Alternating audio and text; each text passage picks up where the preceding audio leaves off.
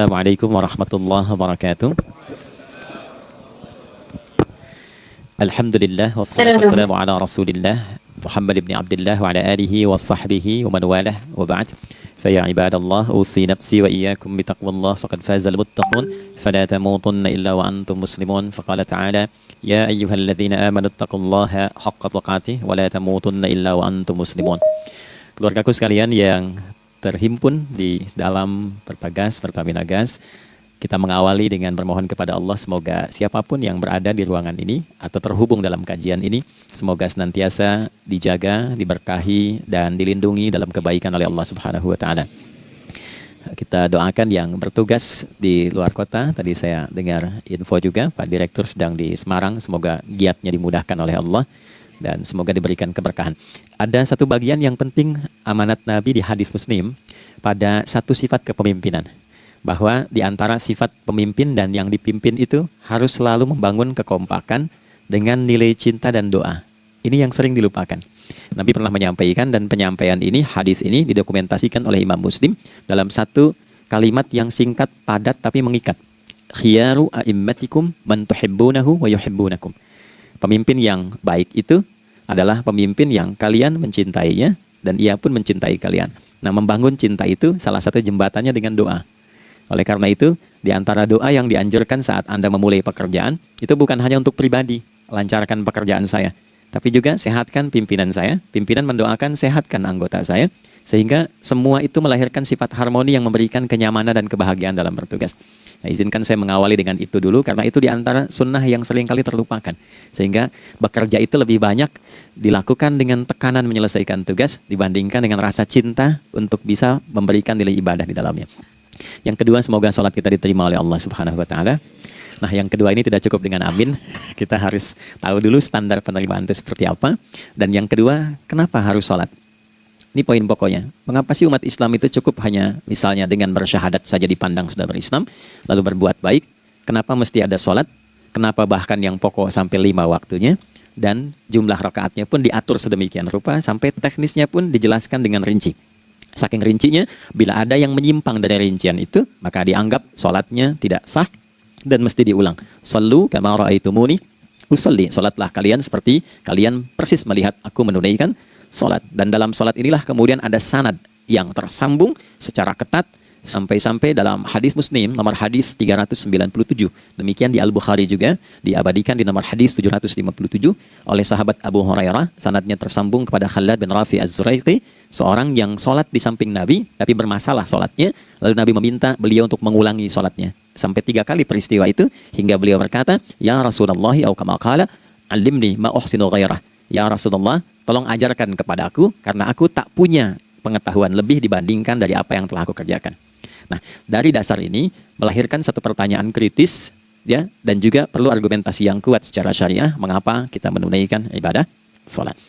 Baik teman-teman sekalian, karena waktu kita sangat padat, ya, kita manfaatkan sebaik-baiknya. Saya mohon izin, kajian kita akan lebih fokus kepada inti materi sehingga manfaatnya lebih banyak kita dapatkan. Sholat satu-satunya amalan di dalam Islam yang mencakup 4 bagian pokok dalam beragama. Jadi ketika seseorang menetapkan dirinya beragama dan ciri satu nilai agama itu bernilai benar, ya, dalam nanti kalau kita mau komparasikan atau kita riset, itu ciri pokoknya ada 4.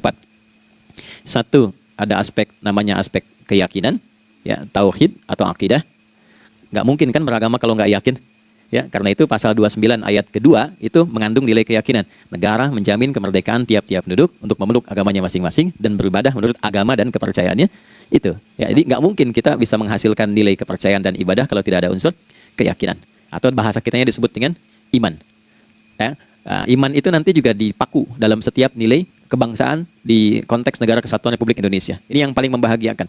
Jadi mau jadi pegawai apapun itu syarat, ya, salah satu syarat yang melekatnya beriman dan bertakwa kepada Tuhan Yang Maha Esa, gitu kan? Ya, kemarin saya di BPK itu ada 11 bab Romawi, 40 pasal. Ya, di bab yang keempat pasal 13 tentang pemberhentian dan pengangkatan itu ada 11 poin A sampai K. Di poin B yang keduanya, syarat menjadi bagian dari anggota BPK itu beriman dan bertakwa kepada Tuhan Yang Maha Esa. Baik, di Undang-Undang Pendidikan Sisdiknas nomor 20 tahun 2003. Itu kalau kita baca dari poin menimbang ada 4, di poin B-nya saja sudah ada iman. Ya, Undang-Undang Dasar 1945 mengamanatkan pemerintah mengusahakan satu sistem pendidikan ya nasional yang meningkatkan keimanan dan ketakwaan pada Tuhan Yang Maha Esa serta akhlak mulia, baru mencerdaskan kehidupan bangsa. Ya, secara singkat, satu, agama dianggap benar kalau ada doktrin keimanan, ada akidah, ada tauhidnya. Yang kedua, ada ibadahnya. Ya, sebagai pembuktian kita beriman, buktinya apa? Ya kan? Saya beriman kepada Tuhan, kita tetapkan, misalnya Allah. Apa pembuktian keberimanan kita kepada Allah? Ya, kan pembuktiannya itu mesti diwujudkan dalam bentuk sikap. Sikap itulah yang disebut dengan ibadah. Nah, konsepsi ini ada di Quran surah ke-20 Thaha di ayat ke-14. Innani anallahu la ilaha illa ana fa'budini. Ya, sungguh aku tegaskan bahwa akulah Allah, satu-satunya Tuhan yang layak dipertuhankan dan disembah. Ketika Anda mempertuhankan aku, fa'budni, maka buktikan kebertuhananmu kepadaku dengan menyembahku. Karena itu namanya Allah punya dua arti. Satu yang dipertuhankan, kan? Ilahun wahid. Yang kedua yang disembah. Ya, jadi yang dipertuhankan dan disembah. Oke. 3.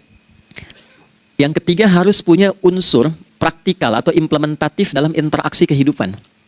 Ya, jadi bukan cuma nyembah Tuhan, bimbingan kehidupannya apa? Implementasi dari ibadah itu. Ya, ciri umat beragama itu kan bukan hanya sekedar saya yakin, beriman, saya ibadah. Terus bukti ibadah itu dibawa dalam berinteraksi hariannya seperti apa wujudnya. Ya, makanya ketika dulu orang itu jujur, orang itu bangga dengan kejujurannya bukan sebagai orang jujur, tapi sebagai muslim. Jadi ketika ditanya, "Kenapa Anda jujur?" "Karena saya muslim." Ketika ada seorang penggembala di Sahara yang sangat gersang, diuji oleh Umar bin Khattab, ingin diambil kambingnya, kan kisahnya viral kan? Baik ya? "Oh, tapi ini bukan punya saya. Bilang aja pada tuan Anda kalau kambingnya hilang satu dimakan serigala. Lantas di mana Allah?" Jawaban itu yang menggetarkan kepada jiwa. Jadi kebenaran yang diungkap dengan sikap kejujuran itu implementasi nilai beragama. Nah, jadi praktek ibadah ada di muamalah. Oke, satu akidah, akidah dibuktikan lewat ibadah, ibadah diimplementasikan dalam muamalah. Itulah sebabnya nanti seluruh bagian tubuh kita ketika digunakan untuk bersifat dan bersikap itu ada tuntunan iman di dalamnya. Oke? Misal, saya tanya begini ya. Ini mukaddimah ya, kita belum mulai nih. Saya tanya gini, apa fungsi mata? Tuh kan, sudah keliru kan? Nah, kalau hanya melihat, hewan juga melihat. Ya, coba kambing melihat, ya kan? Elang melihat. Lalu apa bedanya fungsi mata kita dengan mata hewan? Ternyata ketika kita meriset ayat-ayat Al-Quran terkait dengan fungsi tubuh kita, itu rata-rata dibuka dengan iman dulu. Quran surah 24, surah Cahaya, ayat 30 untuk laki-laki, 31 untuk perempuan. Qul lil mu'minin. Ya Muhammad katakan, viralkan pada pria-pria yang menyatakan dirinya telah beriman. Yaghuddu min absarihim. Gunakan pandangannya itu yang dibimbing oleh imannya untuk melihat yang baik saja menurut standar imannya. Jadi kalau menurut imannya tak baik, nggak boleh dilihat. Karena itu ketika Anda sudah mengatakan asyhadu an la ilaha illallah, asyhadu anna Muhammad Rasulullah, kalimat itu dari lisan turun ke hati, itu jadi cahaya ke bagian tubuh kita. Makanya ketika Anda melihat, itu ada cara pandang tertentu yang dibimbing iman, standarnya beda dengan tanpa iman. Kalau nggak ada iman, semua mungkin terlihat. Tapi ketika ada iman, hati kecil Anda akan bicara, ini nggak baik. Palingkan. Nah, memalingkan dari yang tak baik menurut iman, itu namanya ghaddul basar. Oke, perempuan juga begitu, setara. Wa kullil mu'minati yaghuddna min absarihinna. Dan katakan pada setiap perempuan yang menyatakan dia beriman, maka gunakan pandangan itu dengan bimbingan imannya. Ketika tak baik menurut imannya, palingkan. Ya, Anda lihat kajian di YouTube, terus ada iklan kan? Nah, terus menurut standar iman nggak bagus, itu otomatis akan nggak suka itu. Ya, pasti dipalingkan. Ya, Anda kalau naik pesawat tuh ya, tugas keluar tuh, pertagas tugas keluar. Kalau pramugari lagi demo tuh yang dilihat pramugarinya apa demonya. Nah, iman itu akan bekerja di situ tuh. Ya, palingkan tuh. Nah, sama dari mata turun ke, jangan langsung ke hati aja, ke lisan dulu kan? Ya, ke mulut kan? Itu mulut tuh ketika digunakan fungsinya, imannya disebut dulu. Ya, Quran surah 49 ayat 11 misalnya. Ya ayyuhalladzina amanu, imannya dulu. La yaskhar qaumin qaum. Ayat 12-nya la yaghtab ba'dukum ba'dha. Hai orang-orang yang telah menyatakan beriman. Kalau pakai alladzina disebutkan 1080 kali dalam Al-Quran, itu kalimatnya diksinya singkat, padat, mencakup semua tanpa sekat. Oke, jadi kalau laki-laki, perempuan, tua, muda, besar, kecil, beda strata, duniawi, itu semua tercakup di dalamnya. Hei semua yang telah menyatakan beriman, gunakan imanmu untuk membimbing lisanmu bertutur. Kalau masih merasa punya iman, jangan gunakan lisan untuk mencela merendahkan orang. Untuk bergibah, membuat hoax. Didetilkan oleh Nabi kalimatnya jelas. Man kana yu'minu billahi wal yaumil akhir falyakul khaira aw liyasmut. Siapapun. Nah, dari alladzina ketika dirinci pakai man. Ya, man itu bentuk tunggal, ya, personal, tapi maknanya general. Jadi kalau Anda, saya, kita baca ayat atau hadis ada man, posisikan Nabi sedang bicara ke kita. Ya, Adi Hidayat, posisikan Nabi bilang gitu tuh. Kalau engkau merasa beriman sama Allah dan yakin dihisab di hari kiamat, jaga lisanmu. Katakan yang baik dengan bimbingan imanmu, tak mampu engkau diam. Jadi cukuplah suami istri itu menggunakan satu hadis ini, pasti sakinah itu muncul dalam kehidupan rumah tangganya. Ya, itulah sebabnya kenapa sakinah didahulukan dibanding mawaddah. Hati-hati ya, Mbak, walaupun namanya sakinah, nggak ada ini nggak akan datang tuh ketenangan tuh. Ya, ada yang tahu nggak rahasianya? Kenapa sakinah duluan dibanding mawaddah? Ya, 5 juta. Ya, waktu habis karena padat sekali. Maddah jamaknya mawaddah, rasa kasih yang tumbuh dari pemberian materi. Jadi kalau rumah tangga itu ingin cenderung pada kebahagiaan, boleh berbagi dengan materi. Ya, istri cemberut, Anda datang dengan senyuman, sayang, kenapa? Ya, ini emas 2 kilo, nah itu pasti sehat lagi tuh. Ya, itu mawaddah. Tapi maaf, walaupun Anda mapan bekerja, harta cukup melimpah, ruah, tapi tidak ada ketenangan di rumah tangga, tidak ada sakinah, maka hampa kehidupan rumah tangga itu. Itulah sebabnya kenapa di Quran sakinah lebih dulu dibandingkan dengan mawaddah. Saya tanya ibu deh, ibu pilih mana? Kaya tapi gelisah atau miskin tapi tenang? Oke. Saya paham itu. Suami juga sepakat semuanya. Ya, artinya apa? Kita nggak bisa menghilangkan unsur ketenangan. Oke, itu hanya pembuktian argumentatif ya, supaya kajiannya lebih kepada argumen. Jadi ada akidah terkorelasi dengan ibadah, implementasinya di aspek muamalah. Nah, nanti cara bermuamalahnya diatur lewat akhlak namanya. Bagaimana bermuamalah yang baik? Kan Anda, maaf ya, berekspresi kepada pimpinan dengan kawan kan berbeda. Oke, kepada orang tua dengan anak kan lain. Nah, yang mengatur interaksi kita sehingga terjalin harmoni yang baik, itulah yang disebut dengan akhlak. Nah, 4 poin inilah yang menjadi inti dakwah Nabi SAW ketika diutus oleh Allah Subhanahu wa Ta'ala. Memastikan 4 ini bisa optimal kita lakukan dalam kehidupan. Bonusnya yang kelima, selalu meningkatkan inovasi sehingga selalu mendapatkan hal baru dalam kehidupan. 5 ini digabungkan di Quran surah kedua Al-Baqarah di ayat 151. Kama arsalna fikum rasulam minkum yatslu alaikum ayatina. 1, oke, wa yuzakkikum. 2, akhlak. Wa yuallimukumul kitaba. 3, wal hikmah. 4, 5, wa yuallimukum ma lam takunu ta'lamun. Kelima-limanya ini digambarkanlah dalam bentuk ibadah yang melatih kita sebagai pondasi awal menuju dan memantapkan 5 hal ini, yaitu sholat. Itulah sebabnya kenapa sholat yang pokok dilakukan 5 waktu dalam sehari untuk mewujudkan 5 hal ini dalam kehidupan, dan satu-satunya ibadah yang mengumpulkan 5 aspek ini dalam prakteknya hanya sholat. Hanya sholat. Oke, mari kita detilkan, kita rinci, dan di sini kita akan mulai kajian kita. Yang tadi mukadimah ya. Wah, kita punya 30 menit, wah padat sekali. Bismillahirrahmanirrahim. 1. Sholat adalah perwujudan iman seorang hamba. Karena itulah kalimat sholat pertama kali disebutkan dalam Al-Quran, itu letaknya setelah kalimat iman. Al-Baqarah ayat 3, Alladzina yu'minuna bil ghaibi wa yuqimunas shalah. Orang-orang yang telah menyatakan beriman dan konsisten menjaga imannya. Beda alladzina amanu dengan yu'minun. Amanu telah beriman. Tapi kalau dia komitmen dan konsisten terus menjaga imannya sampai saat dia berpulang pada Tuhannya, maka berubah nanti bentuknya kalau di bahasa Arab jadi mudhari'. Kalau di bahasa Inggris kan itu punya 3 arti, present, continuous, and future. Jadi kalaupun sekarang terus berlangsung sampai masa depan pun saya tetap akan beriman. Nah, pembuktian untuk menjaga iman itu pembuktian utamanya pada sholat. Itulah sebabnya satu-satunya amal ibadah dari rukun Islam yang 5 itu, ya, satu-satunya amal ibadah yang disebut iman dalam Al-Quran hanya sholat. Teman-teman boleh buka Quran surah kedua Al-Baqarah di ayat 143. Ya, di pertengahan ke ujung ayatnya. Saya percepat. Wa ma kana Allahu liyudhi'a imanakum. Dan Allah nggak akan pernah menyia-nyiakan sholat seseorang yang dikerjakan karena imannya. Ayat ini turun, maaf, ketika ada terjadi pergantian arah kiblat. Dari yang tadinya semula ke Masjidil Aqsa, lalu berputar 180 derajat, beralih ke Masjidil Haram. Nabi sedang berada di luar Madinah. Madinah tempo dulu, wilayahnya nggak seluas cakupan sekarang. Oke, kalau diilustrasikan, area sekitaran Masjid Nabawi sekarang itulah Madinah lah. Di luar itu sudah di luarnya. Nah, Nabi sedang sholat, riwayatnya banyak menyebutkan, ada yang mengatakan zuhur, ada asar, ada maghrib. Di pertengahan itu turunlah Al-Baqarah ayat 144. Qad nara taqalluba wajhika fis sama' falanuwalliyannaka qiblatan tardaha fawalli wajhaka syatral masjidil haram. Maka berputarlah dengan turunnya ayat ini 180 derajat menghadap ke arah Masjid Al-Haram. Problemnya adalah ketika Nabi dan pengiring beliau kembali ke Madinah, area Masjid Nabawi, kan nggak semua masyarakat ikut. Maka virallah informasi itu bahwa kiblat telah beralih ke kiblat awal, yaitu Ka'bah al-Musyarrafah. Maka penduduk panik pada saat itu. Status sholat kami yang tadi dikerjakan bagaimana?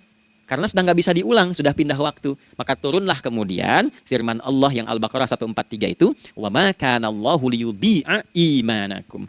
Karena engkau mengerjakan sholat itu dengan imanmu, maka Allah nggak menyia-nyiakan imanmu itu. Maksudnya apa? Walaupun arah kiblatnya tidak tahu mengarah kepada sisi yang belum berubah, tetap dihitung pahalanya sempurna karena imannya. Gitu. Nah, ini nanti yang menjadi landasan turunnya Al-Baqarah ayat 115. Walillahil masyriq wal maghrib fa aina ma tuwallu fa thamma wajhullah. Kalau Anda sedang tugas nanti di lapangan, lalu sulit menemukan arah kiblat. Aplikasi susah karena sinyal nggak masuk misalnya. Oke, kemudian juga matahari agak remang-remang sehingga sulit untuk terlihat patokannya. Maka dengan keyakinan, dengan iman itu, menghadaplah ke arah yang kita yakini, maka berlakulah Al-Baqarah 115.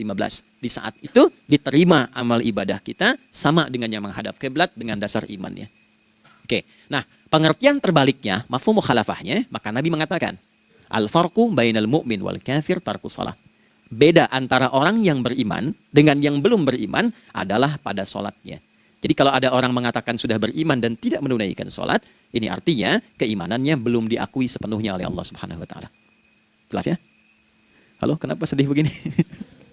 Maaf, saya terlalu cepat nggak? Nggak ya? Baik. Jadi dalam poin ini penting pembedanya di sholat. Itulah sebabnya kenapa dari kecil kan, usia sekian, dari mulai 3 ke arah 7 tahun contohkan. Ya, orang tuanya sholat, bentangkan sejadah. Kalau bisa, kalau anak sudah mulai suka tuh kasih model sejadah yang anak-anak sukai bentuknya. Ya, dulu ada anak saya senang model mobilan, saya tidak sebutkan supaya tidak endorse gitu ya. Dikasih sejadah dengan pola itu, dia senang tuh ikutin. Kita nggak minta sholat, dia datang sendiri. Ya, nanti setelah mulai 7 tahun kan baru diajarkan dengan baik, diajak ke masjid kalau yang laki-laki. Demikian seterusnya. Ya, mengapa dari awal dituntun seperti itu? Untuk memberikan sebuah penguat bahwa penjagaan iman dimulai dari sejak dini. Ya, tapi di Indonesia saya perhatikan kelasnya sudah advance. Ya, TK sudah manasik gitu. Okay. Itu satu ya. Karena nanti kalau Nabi bilang begitu artinya akan terjadi orang mengatakan beriman tapi tidak sholat. Ya, makanya keras dari awal Nabi katakan bahwa pembeda antara orang yang beriman dengan yang baru klaim beriman itu pada sholatnya. Ya, pada sholatnya. Mengerjakan sholat maka sah status imannya, tidak menunaikan sholat maka bermasalah imannya. Itu poin yang pertama. Yang kedua teman-teman sekalian, ibadah. Kita lanjut ya. Sholat adalah bagian pokok terpenting dari ibadah. Nah, di sini kita akan mulai membuka sedikit rahasia terkait dengan aspek ibadah ini. Teman-teman sekalian, ternyata sholat ini ketika oleh Allah diturunkan dalam Al-Quran, dalam konteks penunaian ibadah, bukan berarti hanya mengkoneksikan atau mengkorelasikan hubungannya dengan iman saja, bukan.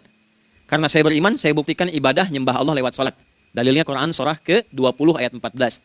Innani anallah la ilaha illa ana. Aku tegaskan akulah Allah, nggak ada Tuhan yang layak dipertuhankan dan disembah kecuali saya. Fa'budni, kalau Anda telah menyatakan beriman padaku, buktikan keberimananmu dengan menyembah saya dalam ibadah. Bentuknya bagaimana ya Allah? Teruskan ayatnya. Wa aqimis sholata. Tunaikan sholat sebagai bukti ibadah. Itu li dzikri, sebagai zikir kepadaku. Jadi korelasi antara ibadah dengan iman, sudah kita sebutkan dalilnya. Sekarang ibadahnya tersendiri ketika ditunaikan, apa manfaat dari ibadah itu? Mengapa mesti ada 5 waktu? Dan apa turunan manfaatnya dalam kehidupan kita? Kalau kita mengerjakan itu, dampaknya kepada kehidupan kita apa? Nah, inilah indahnya di dalam Islam, dijelaskan dalilnya, diberikan contohnya, diberikan alasannya, dan yang paling indah, diberikan penjelasan dengan detail tentang manfaat-manfaatnya. Ini tidak ditemukan di dalam konsep keyakinan manapun. Kalau teman-teman boleh mau riset, silahkan. Ada nggak satu keyakinan agama tertentu yang dari ibadahnya itu diatur? Cara memulainya, bacaannya, detailnya, manfaatnya, waktunya, sampai dengan hasilnya, sampai kiamatnya. Ini menunjukkan bukan karya manusia. Bukan karya manusia. Kalau karya manusia setiap orang bisa buat itu. Ya, ketika ini menunjukkan bukan karya manusia, maka pertanyaannya dengan cara apa lagi Allah memberikan pembuktian pada kita bahwa Ia Tuhan yang hak yang harus kita sembah. Nah, kalau sudah paham, mari kita rincikan turunan tentang sholat ini. Kita mulai satu-satu teman-teman sekalian dari waktu sholat. Seperti kita ketahui waktu sholat ada 5. Tapi yang sering kita dapati dari yang 5 ini tidak semua orang mengetahui tentang makna dari nama dan pembagian di waktu ini. Yuk kita mulai rincikan. Sholat yang pertama namanya apa? Nggak usah khawatir menang nggak dapat hadiah kalau benar. Salah juga keterlaluan. Oke, satu subuh. Dia satu-satunya nama salat yang punya dua nama ya. Subuh dan fajar. Oke, Pak Fajar, Pak waktu salat. Dua, zuhur. Tiga, asar. Empat, maghrib. Lima, isya. Oke, rumus hitungannya 24, 4, 3, 4 ya. Rumus bilangannya 24, 4, 3, 4. Kalau mau tanya nomor koneksi dengan Allah 24, 4, 3, 4, 2 subuh, 4 zuhur, 4 asar, 3 maghrib, 4 isya. Oke, pertanyaannya, apa artinya nama itu? Selama ini jangan-jangan kita hanya tahu namanya tapi tidak memahami maknanya. Itu poinnya. Oke, sekarang mari kita mulai. Izin saya tidak punya kemampuan untuk menuliskan ya, karena memang saat ini terbatas, tapi kalau diperkenankan bisa kita coba uraikan sedikit. Baik. Ya, bismillah, jazakallah khair. Mohon fokus baik-baik karena waktunya tinggal 21 menit lagi. Izin saya pastikan dulu ya supaya terlihat dengan baik. Ibu kelihatan di sana? Bagus. Saya kira tuh hanya di Sumbawa Barat. Ternyata di Pertagas pun perempuan-perempuannya imannya luar biasa. Maksudnya belum saya tulis sudah kelihatan. Imannya luar biasa. Oke, kita mulai dari yang pertama ya. 5 waktu sholat. Kita mulai dari 1 dulu. Subuh, teman-teman saya turunkan dulu ya. Izinkan saya tulis pakai bahasa Arab dulu supaya gampang. 1, dia punya 2 nama. Yang ke Arab ya. Kalau yang gini angka Hindi. Anda yang di admin di komputer pasti tahu. Ada Fajr. Kata subuh ditemukan di Al-Quran surah ke-81 At-Takwir ayat 18. Kalau keliru tolong diingatkan.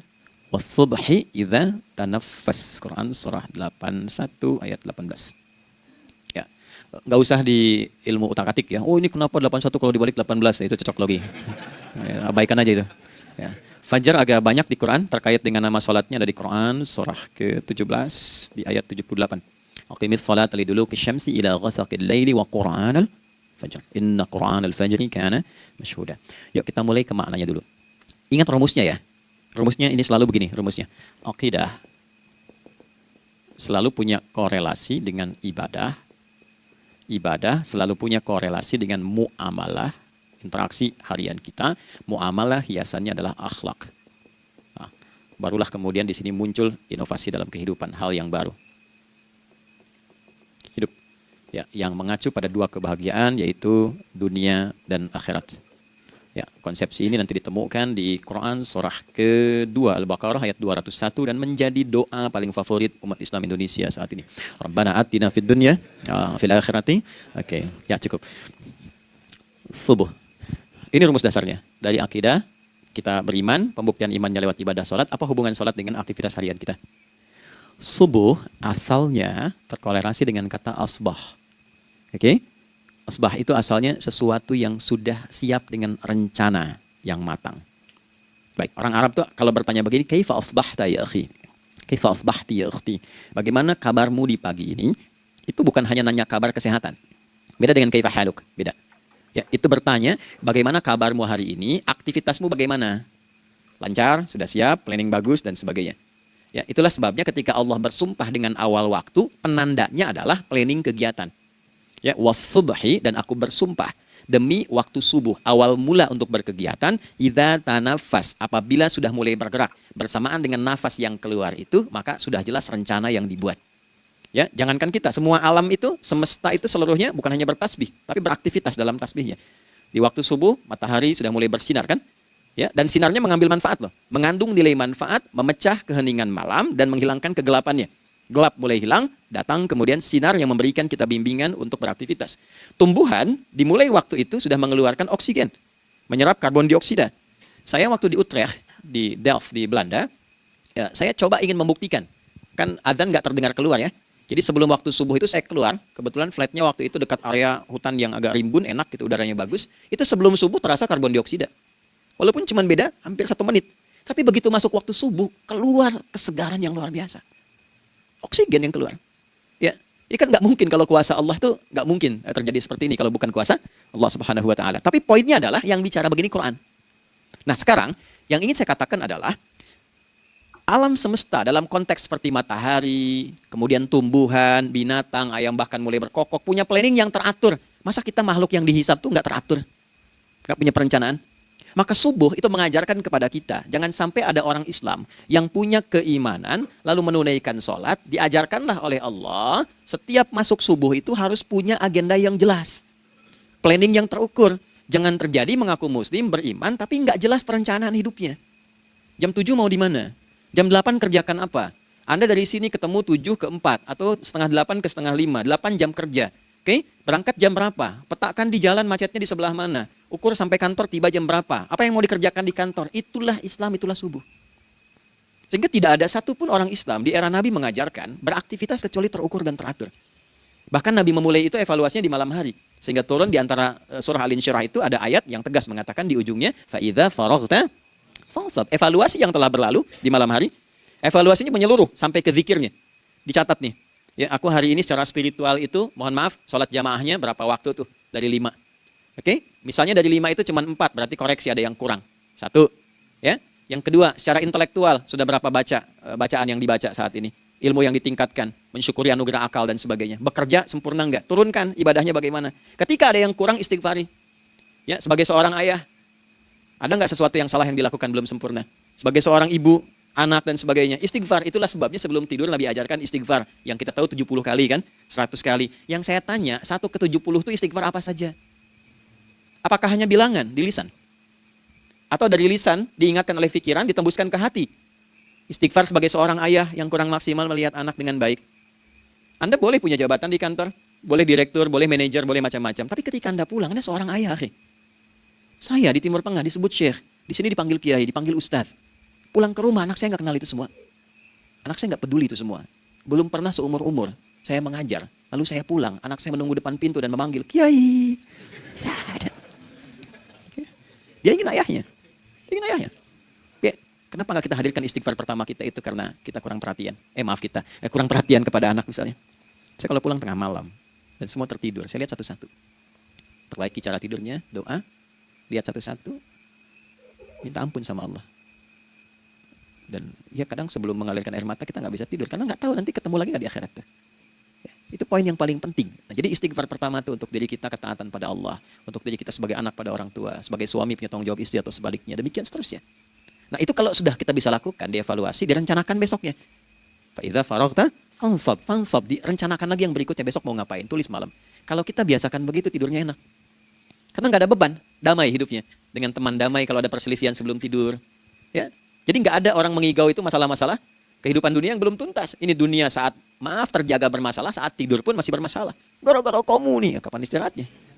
Ya. Nah, ketika kita bangun dari subuh itu, maka rencana yang sudah kita siapkan itu teman-teman sekalian dibawa menghadap Allah supaya minta kemudahan, minta kelancaran, minta pendampingan, minta bimbingan. Itulah sebabnya kita dipanggil sholat di awal waktu. Supaya rencana yang sudah kita siapkan itu minta taufiknya, persetujuan dan perlindungan dari Allah. Inilah yang menjadikan rahasia umumnya para sahabat memulai berkegiatan sejak dari masjid. Teman-teman boleh riset deh. Hadis-hadis tentang sholatnya, sahabat dan kaitannya dengan syuruk dan pekerjaan. Rata-rata memulai dari masjid. Mereka tungguin, evaluasi, begitu siap, syuruk, minta sama Allah, berangkat. Saya mau kasih satu rahasia ya. Boleh jadi ijazah, tapi ini di antara kita aja ya. Anda boleh lakukan, berangkat ke masjid itu dengan baik. Terus minta misalnya, ya Allah, kau perintahkan aku untuk berikhtiar, sekarang aku lakukan. Kau perintahkan aku untuk merencanakan, sekarang aku ikhtiarkan. Mohon lindungi, mudahkan, dan berikan bimbingan terbaik untuk mendapatkan hal yang wajar, halal, baik, dan kau ridhoi. Anda berangkat. Pulang, sebelum nyampe rumah, mampir dulu ke masjid. Masjid terdekat dari rumah aja. Salat 2 rakaat, situ. Ya, salatnya bisa salat wudu, tahiyatul masjid, dan sebagainya. Setelah itu pulang. Doa dulu habis sholat, ya Allah, aku telah berikhtiar seperti apa yang telah engkau perintahkan. Sekarang aku memohon rizki darimu seperti apa yang telah engkau janjikan. Kalau dengan semua ikhtiar ini belum cukup menurunkan rizki darimu, maka mohon tunjukkan padaku saat ini dengan cara apa lagi aku mesti berikhtiar. Oke? Silahkan Anda pulang dengan suasana itu ke rumah dan lihat apa yang terjadi. Rasakan bedanya, bedakan rasanya, dan pasti terasa bedanya. Gak ada kesan yang lain pada jiwa. Jadi yang dibawa ke rumah itu bukan aura kantor. Bukan aura jalan yang macet, tapi ada ketenangan, kenyamanan, dan kenikmatan. Kalau teman-teman mau pakai sunnah sahabat ini dalam dunia pekerjaan, dan Anda lakukan coba sehari ini saja, rasanya pasti beda. Ya, ini bagian pertama. Nah, ketika kita ingin datang menghadap Allah dan mulai membawa rencana kita, kan perlu isyaratnya kan, kapan dimulai? Gak bisa tiba-tiba saya bangun jam 3 langsung sholat subuh, kan tidak begitu. Ya kan? Mesti ada satu sinyal dulu, yang dari sinyal itu ada feedback pada diri kita untuk merespon, gitu kan?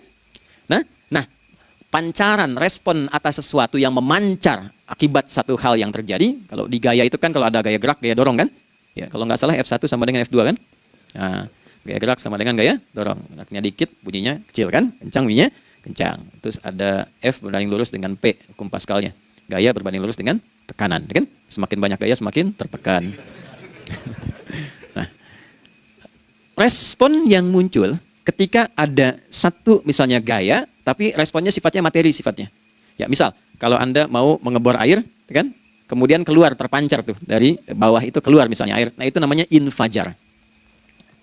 Infajar. Dalilnya Quran surah kedua ayat 60. Wa idzistasqa Musa liqaumihi faqulna idrib bi'asakal hajar fanfajarat min huthnata asyrata aina. Nabi Musa kata Allah itu kaummu 12 suku minta mata air dan enggak tanggung, setiap sukunya minta satu, katanya supaya enggak rebutan. Maka Allah firmankan, pukulkan tongkatmu yang kayu. Lihat diksinya detil sekali. Pukulkan tongkatmu yang kayu ke batu itu, maka batu itu akan terbelah dan mengeluarkan pancaran 12 mata air. Ya, tongkat kayu dipukulkan ke batu, batunya yang hancur. Karena Musa seorang nabi, gitu kan? Anda punya tongkat emas, pukulkan ke batu, maka keluar 12 air mata. Gitu ya. Nah ini, infajar. Kalau respon yang keluar itu respon buruk. Misal, dalam nafsu, kan suka ada triggernya yang memancing respon, terus nafsu keluar kan? Ya, apa saja itu? Lihat gambar yang nggak bagus, nafsu keluar, gitu kan? Lihat sendal bagus, nafsu keluar, macam-macam ya. Nah itu fujur namanya, fujur. Hurufnya masih sama, cuma bentuknya berbeda. Fa, jimnya masih ada waw, ada ra-nya, fujur. Quran surah 91 di ayat 7 sampai 10. Wa nafsi wa ma sawwaha fa alhamaha fujuraha wa taqwaha. Fujur tembus ke nafas, nafas memerintahkan yang buruk disebut su. Nafas ketemu su jadi nafsu. Makanya nama lain fujur itu nafsu. Dalilnya Quran surah 12 ayat 53. Wa ma ubarri'u nafsi innan nafsa la'ammaratun bisu. Ya, la'ammaratun bisu'i illa ma rahima rabbi. Oke, nafas ketemu su. Teruskan. Tapi kalau pancarannya pada sifat yang baik. Oke? Membelah sesuatu yang gelap menjadi baik, terbuka, memancarkan respon panggilan yang baik, maka berubah katanya menjadi fajar. Oke? Matahari diperintahkan oleh Allah, diperintahkan membelah kegelapan malam. Keluarlah sinar pertamanya, disebutlah fajar. Kenapa? Karena ada respon kebaikan keluar darinya. Baik, perhatikan baik-baik Quran surah kedua ayat 187. Wa kulu washrabu hatta yatabayyana lakumul khaytul abyadu minal khaytil aswadi minal fajar. Itu untuk matahari. Kita lagi tidur enak-enak, sudah nyiapin rencana malam-malam, tiba-tiba ada panggilan. Allahu Akbar, Allahu Akbar. Itulah tandanya hati kita mengkonfirmasi iman kita dalam diri kita. Cepat, sudah adzan. Pernah begitu? Nah, konfirmasi itulah dalam bahasa lain yang disebut dengan fajar namanya. Datang. Jadi waktunya matahari membelah disebut dengan fajar, konfirmasinya pun disebut dengan apa? Fajar.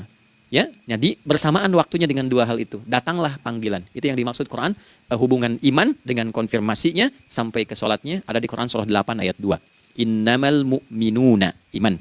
Alladzina idza dzukirallahu adzan. Wajilat qulubuhum iman. Jadi begitu ciri iman itu ada dalam jiwa, dipanggil lewat adzan, kan? Allahu Akbar, langsung merespon, ya Allah, sudah adzan. Walaupun setelah adzan ada lagi getaran, baru adzan belum qomat gitu kan. Nah, misal ya. Nah, tapi inilah fajar. Jadi maksudnya rencana Anda ini agak jarang dibahas ya. Mohon maaf, ilmu ini agak jarang. Jadi jangan Anda bilang saya bid'ah, bukan. Ya, bukunya ada, referensinya ada. Cuman karena jarang dikaji, jangan sampai kekurangan pengetahuan menghukumi yang tahu jadi salah gitu. Ini poinnya. Jadi saya kalau bahas satu masalah itu bukunya saya kumpulkan. Tafsir awal sampai akhir yang ada apa, buku-buku tentang sholat apa, baru kita keluarkan. Jadi bagian topik-topik tertentu yang dibahas. Problemnya ketika membahas tentang ibadah cuma dua. Satu tentang bacaan, doanya apa. Yang kedua tentang gerakan, bagaimana mengerjakannya. Yang ketiga jarang dibahas hikmahnya apa. Padahal rumus dalam ibadah itu dalam fikih tiga-tiga mesti dipakai. Ini Quran surah kedua ayat berapa? Ayat 129. Rabbana wab'ats fihim rasulan minhum yatlu 'alaihim ayatika ini wa yu'allimuhumul kitaba ini wal hikmah ini. Barulah kita mendapatkan sesuatu yang baru. Ya, ini wa yuzakkikum dan di 151 Al-Baqarah wa yu'allimukum ma lam takunu ta'lamun. Jadi ini bukan ilmu yang baru, bukan, belum tahu saja. Jadi selama ini yang kita kerjakan jangan sampai terbatas pada ritualnya saja untuk mencukupi ini. Hubungan ritual dengan ini apa gitu. Ya, jadi subuh ini mengkonfirmasi bahwa ada satu keteraturan dalam kegiatan kita. Ya, alhamdulillah. 2, siang. Oke, setelah subuh, fajar, salat apa? Zuhur. Oke, saya tanya pada Anda, zuhur itu artinya apa? Sudah, cukup katakan Allahu a'lam. Waktunya terbatas ya. Anda sahabat ditanya nggak tahu Allahu a'lam. Anda sahabat bukan, tabi'in bukan. Zuhur. Waktu tinggal 4 menit lagi. Oke, teman-teman, kalau kita jeli, ini kan sholat dikerjakan di siang hari kan? Siang itu bahasa Arabnya nahar. Naharun itu siang. Tapi kenapa sholatnya zuhur? Kok nggak sholat nahar gitu? Ya, lohor ya, ini paksain tuh. Zuhur, lohor. Ya. Terus sore, biar nyambung cepat. Sore bahasa Arabnya kan masa. Masa al-khir, selamat sore. Kenapa kok sholatnya asar? Kok sholatnya namanya asar? Oke? Maghrib, isya. Isya kan malam kan? Kenapa nggak lail? Lail itu kan malam. Kalau ada yang istimewa di malamnya, itu lailah namanya. Makanya ketika turun Al-Quran disebut Lailatul Qadar. Karena malamnya istimewa. Beda, lail dengan lailah itu beda. Lail itu waktu malam, lailah ada yang istimewa di malam itu. Ya, jamaknya lail, layali, lela, lili, lala, itu malam. Ibu lili, ibu malam-malam. Ya. Zuhur artinya jelas, terang. Ada idhar, dibaca dengan jelas, terang. Gak boleh dengung. Man amana. Itu kan? Ya, min husni, harus jelas. Ya, ada a jelas. Zuhur kenapa disebut zuhur? Untuk evaluasi kegiatan kita dari setengah hari. Sudah jelas belum hasilnya? Ini Anda punya rencana di sini, evaluasi di siang. Jelas gak hasilnya? Pekerjaan Anda yang sekarang diamanahkan dari pagi jam 7 sampai sekarang, evaluasi dulu. Dicek, jangan cuma ditinggalkan. Oke, saya sedang kerjain, tinggalin dulu sholat, bukan begitu. Ketika akan sholat, Anda cek dulu. Dari ke siang itu tengah hari, bagaimana hasilnya? Ada yang perlu disempurnakan nggak? Ya, ketika ide-idenya mulai mentok, ada yang belum selesai, datang dulu sholat, tenang lagi. Saat tenang itulah dirumuskan kembali pelan-pelan. Kan lumayan dari jam 12 sampai jam 1. Diisi dengan baik, dilihat. Itu baru dunia ini. Kan kita ngejar ini juga. Karena nanti ayat 200-nya, ada yang cuma ngejar ini. Wa minan nasi may yaqulu rabbana atina fid dunya. Bukan, kalau nggak hafal diam aja. Wa minan nasi may yaqulu rabbana atina fid dunya wa ma lahu fil akhirati min khalaq.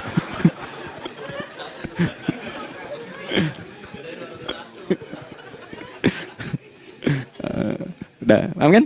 Dan di antara manusia ada yang fokusnya hanya dunia yang dikejar. Sehingga nggak kebagian akhiratnya. Padahal dia tahu dia mau pulang. Yang lebih aneh lagi, pengen pulang surganya Firdaus dekat dengan Nabi.